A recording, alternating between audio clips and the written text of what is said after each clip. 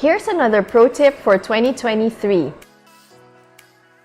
If you're buying a property and the seller happens to be a corporation, there are many things that you have to do as part of due diligence. One of it is to ensure that the corporation is active. You can check this by getting their latest GIS or General Information Sheet. It's usually filed every single year, and that's where you can see the active shareholders and the updated shareholders of the company. You can also see there who the president is, the corporate secretary, and so on and so forth. Now, this is important because in order to consummate a sale and to transfer the property title, there has to be a secretary certificate or a board resolution, and you have to cross-check that the names and signatories on the secretary certificate and the board resolution matches the names that are on the latest GIS of that company. Because sometimes you might encounter there may be signatories on the secretary certificate or board resolution, but it turns out they're no longer shareholders of the company. So that's one of the due diligence that you have to do if the seller is a corporation.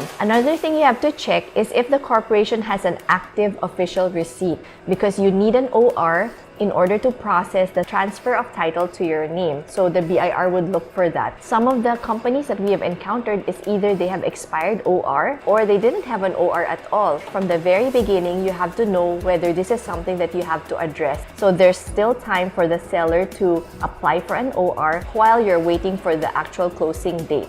Another thing is to check the TIN or tax identification number of the corporation. So you can have this verified with the BIR, and also even check if they have any open cases, because we have encountered that sometimes when the company as the seller have open cases with the BIR, it prevents the e-CAR or e-certificate authorizing registration from being released. And if that's the case, if e-CAR cannot be released by the BIR because of open cases, then it also prevents you from transferring the title to your name. So these are just some of the top line things that you have to do as due diligence if the seller is a corporation. If you want to know more and you have questions, just message them in the comment section below and we'd be glad to answer them.